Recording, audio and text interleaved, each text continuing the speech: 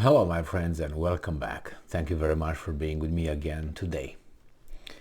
I think that there is a ferocious fight to keep the petrodollar still active and dominant and be kept as the global currency, reserve currency.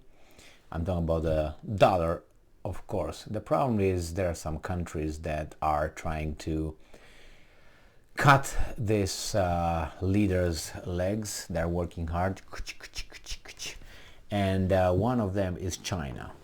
How can you do that if you can't produce a currency strong enough and stable enough to guarantee that you can back it up with something and it's not going to be disappearing overnight or get to be a hyperinflation and you lose everything. So it seems like certain countries, and that's not a good news for the United States of America or the dollar, are trying to wane away, get away from the US dollar. And this is China, which is a very bad news for the dollar, India, Russia, and any country that would do business and has oil. So we buy oil or sell oil and get the dollars. The ones that usually need to buy oil, they have to pay in dollars and sometimes in euros, just a little bit, but mostly in US dollars. So let's see what India is doing. And India bought a lot of gold in the past 3 years, as did Russia, to try to make sure that it keeps its wealth in a stable state, which is usually gold. So we have this article from Sputnik from the 9th of December 2022. China reveals purchase of over 1 million gold ounces, first addition to reserves since 2019. So nations around the world went onto a buying spree for gold earlier this year, which analysts fear may hint at growing economy instability. The precious metal, long used as currency, is prized for its value stability amid the upheavals of capitalist boom and bust. However, it also has important industrial applications. So I think from 2019 until 2022, early this year, China did not buy anything. Before, until 2019, they stopped from 2019 to 2022 early this year, and now they started again.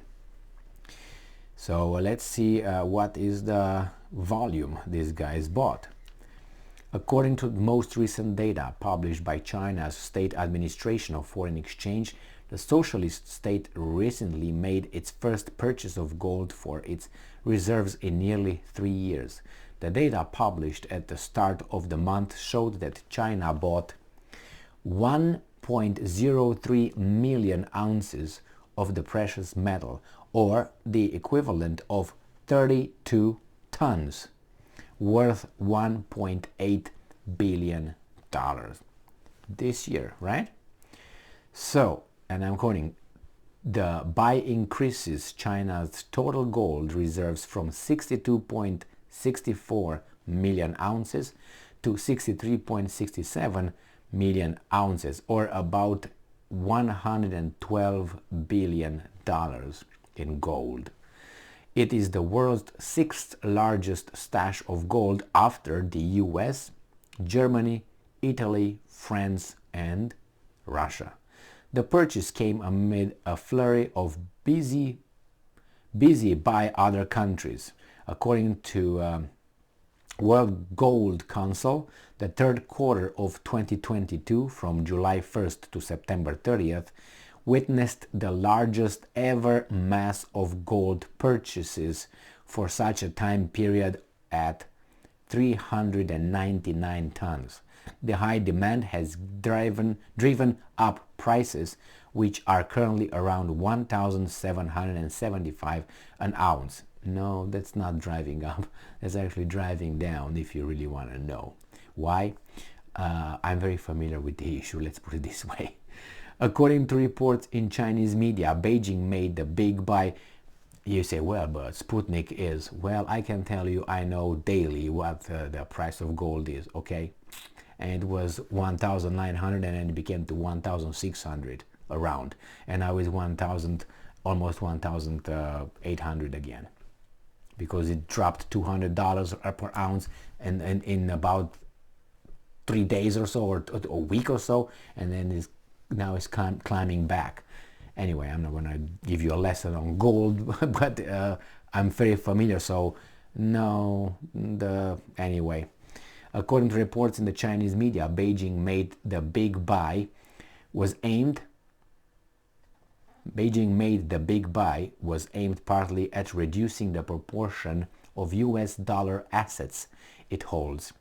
In the year prior to third quarter of 2022, China dumped $113.9 billion in US Treasury bills. So they're bailing out. Why? Well, I guess they saw what's going on with Russia, one. The second, they don't have any trust in the US economy, it seems like, since you dropped those bills. Now, the purchase of gold is also seen as reflecting the increasing volatility of global markets as whispers of a global recession in the coming year grow stronger. I think so. However, China is also the world's largest consumer of gold, using 1,100 metric tons last year. The malleable metal has wide application in industry, but roughly 80% of gold used in industry goes into electronics. Did you know that? Where it's valued for its conductive properties and its resistance to tarnish. China is the world's largest producer of electronic devices, manufacturing 36% of the annual total. So that central role has also made China the world's largest buyer of semiconductor chips used in electronic, and made those chips an important battlefield in the stiffening competition between Beijing and Washington. So yeah, buy gold, you are stable for a while, or at least doesn't lose the value of the money in time. You're not going to get rich with that, but you're going to definitely have, you're going to get back what you invested as the value of purchase.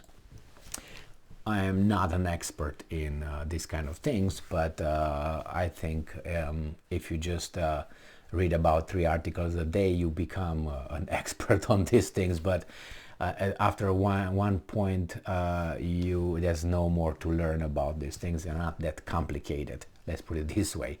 So if you know the basics and a little bit of particular cases, and you know who's who, what's what, read some history, you're golden. Put it that way. So yeah, they use it for electronics. They use a lot, and they produce a lot as well, and they bought a lot, and they dumped US Treasury bonds, it seems like. So I don't know where the dollar is going to go with that, but these guys are printing like crazy. These guys being, the Treasury with their stupidity and all that.